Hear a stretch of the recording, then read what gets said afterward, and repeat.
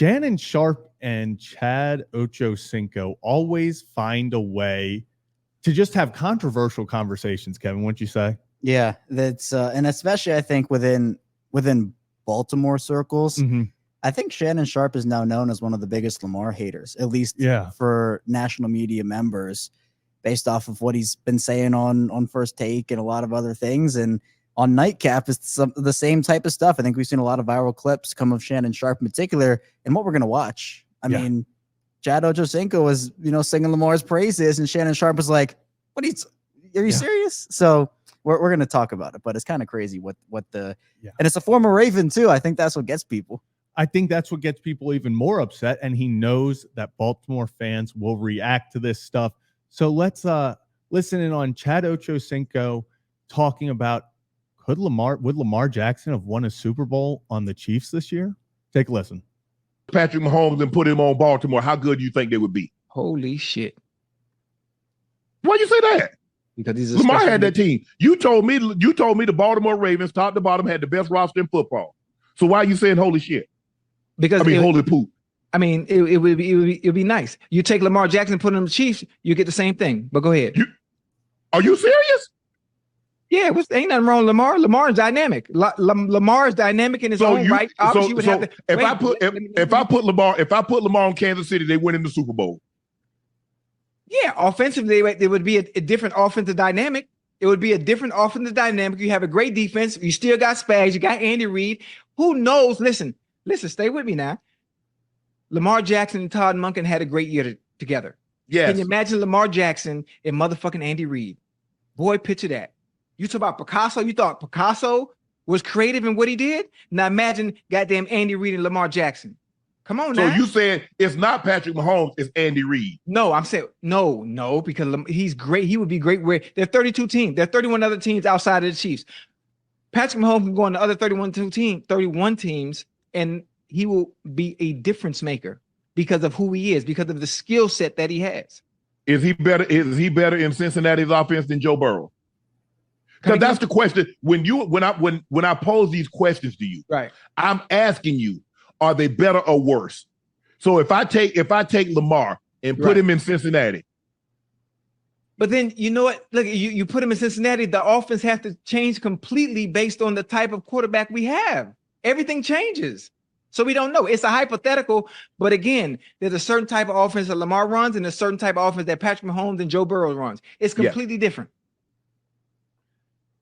I gotta say, I don't think I ever thought I would be defending Chad Ochocinco like this, but I love the points he made. Kevin, we'll start with you. What were your original thoughts on that? Yeah, I mean, we know Lamar is a game changer. We know he's somebody that can go onto a football field and win. And now, has he won the Super Bowl? Has he been to a Super Bowl? Those are kind of the conversations we have to have here. But, when Shannon Sharpe was talking about, well, what about Cincinnati and Joe Burrow? Well, Joe Burrow's been to the Super Bowl, right? That's something Lamar hasn't done, but he hasn't actually won it. So I think if Lamar was on the Chiefs, look, Andy Reid is a mastermind. He's one heck of a coach. And what Patrick Mahomes has done is not just because of Andy Reid. It's because Patrick Mahomes is a really, really, really good quarterback. But Lamar Jackson also is as well.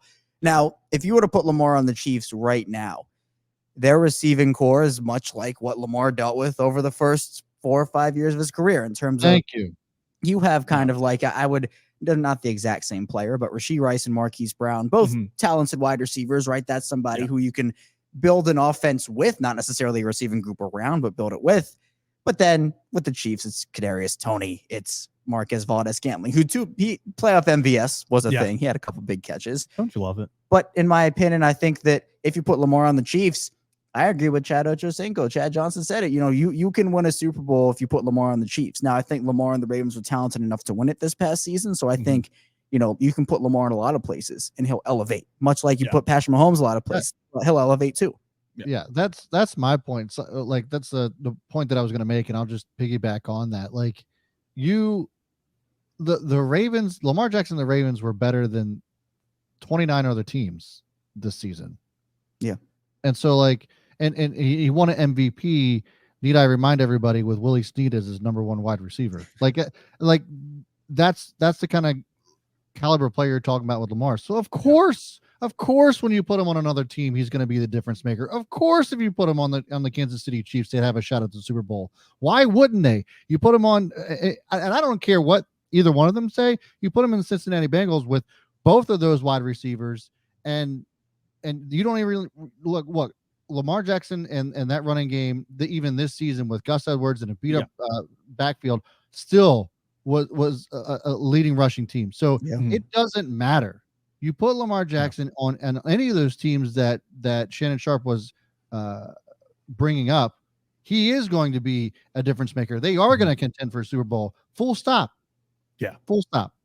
I think my favorite thing about the two hypotheticals is both of them are intriguing for different reasons. Because with the Bengals, you have Lamar Jackson and you add Jamar Chase, T. Higgins, Tyler Boyd, Joe Mixon, and it's fun to think about what he could do with those weapons. Whereas with the Chiefs, it's kind of funny because, like we just talked about, you're going backwards for Lamar. You're going back to having very little weapons around you besides, obviously, Travis Kelce, Isaiah Pacheco. There before. He's been there before, but it's kind of what Chad Johnson said.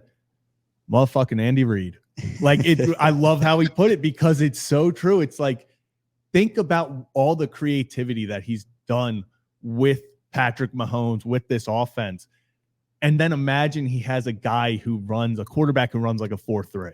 It's just ridiculous to think of the trick plays, the different things that Andy Reid could draw up with Lamar Jackson. That's something to get excited and about. I'll ask the flip side of it. Zach, I'll ask you first. I mean, Brad, jump in too. Do you think that if Patrick Mahomes was put on the Ravens with John Harbaugh, it'd be any different for him? I think, I think definitely. I think that Andy Reid is just that offensive mastermind. And like you said, it's not all Andy Reid. Right. I mean, Patrick Mahomes is one of the greatest quarterbacks. We'll go down as one of, if not the greatest quarterback of all time. You have one of the greatest tight ends of all time. So it's not just Andy Reid. We saw Andy Reid in Philadelphia, couldn't win the Super Bowl. He couldn't get over that hump. He comes here to Kansas City. He and Patrick Mahomes have 3 already. So I think Mahomes would still win. I think he'd have 1 ring, but I'm not sure if he has 3 if he doesn't have Andy Reid. And I think go ahead, Brad. Go ahead. I was going to say, I disagree. I think that if Patrick Mahomes was playing for the Baltimore Ravens, that it would be the same or really? Very close because the teams are the same. You have really good defenses. You got, the stark difference obviously is the running game. But when you look at player personnel and who you have on the offensive side of the ball, you can make the argument that Travis Kelce this year was the best tight end in the league, but last year it was Mark Andrews, and nobody's going to tell me any different. So like you have that big bodied tight end that you can throw the ball to, and he's going to catch the ball no matter what situation he's in. Then you have wide receivers all around you that are good enough to get you there, and they obviously were last year, even without a Tyreek Hill for the Chiefs. So I think that those teams are very different, that are very, very similar, except for the run game. I mean, that was really kind of the big difference between the Ravens and the Chiefs all the way up for the last 5 years, really. So if you put Patrick Mahomes on the Ravens, he's going to win Super Bowls. He's probably going to win the same amount, I would think. And the only difference is, I think, obviously, is the coaching side of things. But Ravens, in my opinion, had a better defense. You have Andy Reid that had a better offense. So I don't think that there's going to be much difference as far as success is concerned if you flip-flop both of those quarterbacks for either team. And I don't think Lamar, I know Lamar has not had as good of a wide receiver as Mahomes has had there with Tyreek Hill when Hill was still in Kansas City. I mean, I just, if the Ravens had gone out there and gotten an A.J. Brown, or they'd made a move for Stephon Diggs or whatever, one of these top flight wide receivers, I'm just so curious to know not only what it would have been like, but how the offense would have shifted and changed around that. Because we know in his prime, Odell was awesome. One of the top receivers in the league when he was in his prime.